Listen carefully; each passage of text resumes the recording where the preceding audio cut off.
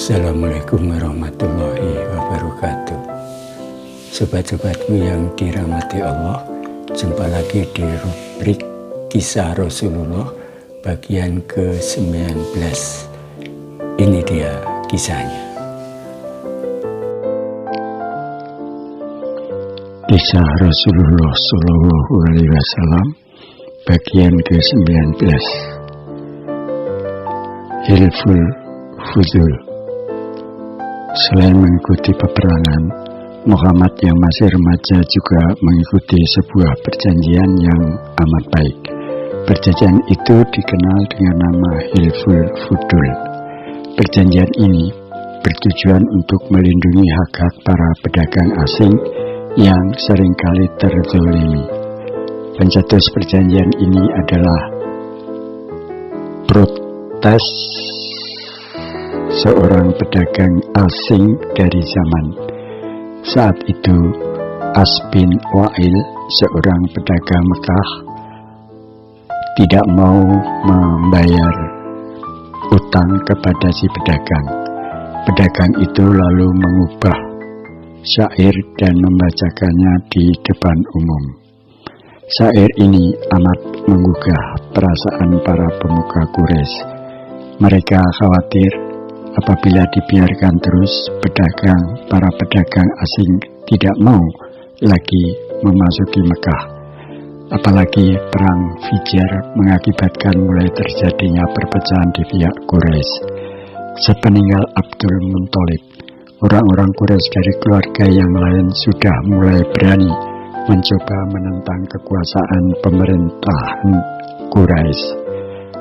Maka dari itu, atas usulan Zubair bin Abdul Muthalib, seorang paman Muhammad, orang-orang Quraisy dari keluarga Hashim, Yuhra, Taim berkumpul.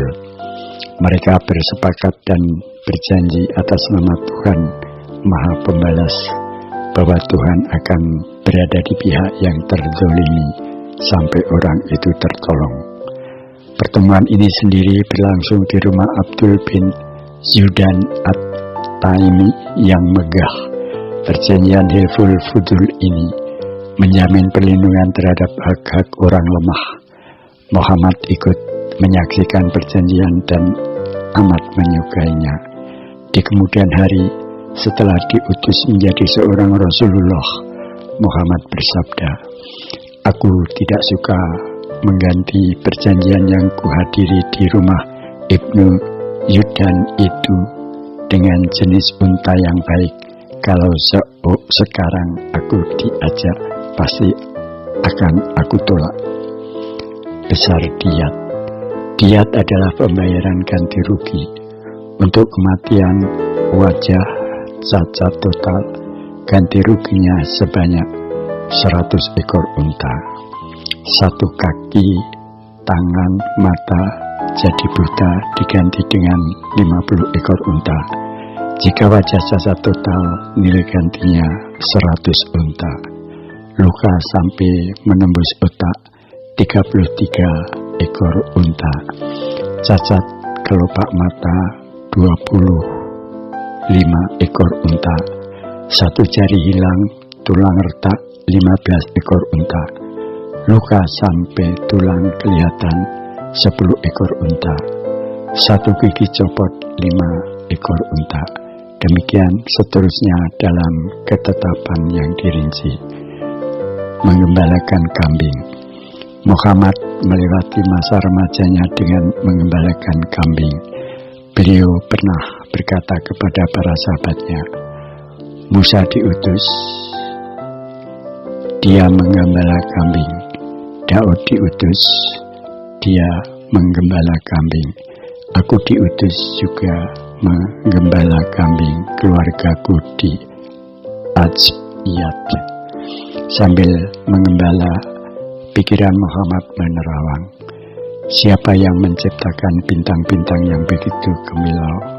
Siapa yang membuat udara untuk kuhirup? Siapa yang membuat jantungku berdetak? Siapa yang membuat matahari mengejar bulan dan bulan mengejar matahari? Ribuan pertanyaan seperti itu membuat Muhammad selalu sibuk berpikir. Hal itu membuat akhlak beliau terjaga demikian baik dari perbuatan buruk yang sering terjadi di Mekah. Pada saat itu, orang menyembah patung di mana-mana. Laki-laki dan perempuan yang bukan suami istri sering pergi berduaan.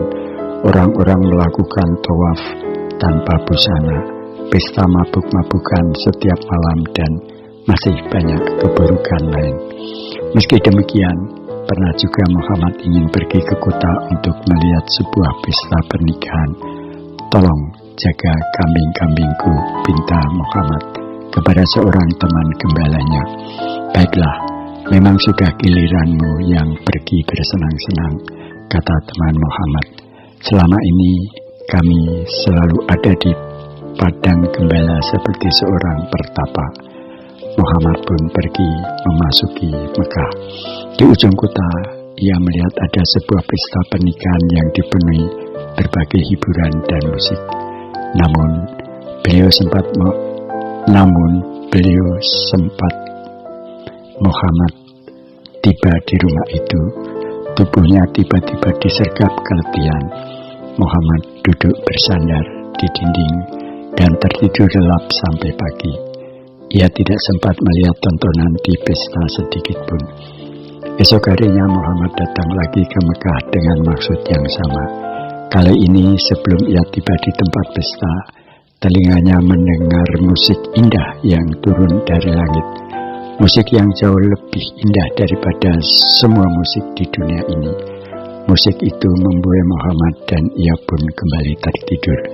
Sejak itu Muhammad tidak lagi berminat untuk melihat pertunjukan musik di pesta, agar terhindar dari kenakalan yang sering dibuat para pemuda seusianya. Akhlak Muhammad yang demikian baik selagi muda membuatnya disayang dan dipercaya semua orang, hingga ia pun dijuluki Al-Amin, artinya yang dipercaya. Demikian tadi sobat-sobatku yang dirahmati Allah, kisah Rasulullah bagian ke-19. Sampai jumpa lagi. Terima kasih. Wassalamualaikum warahmatullahi wabarakatuh.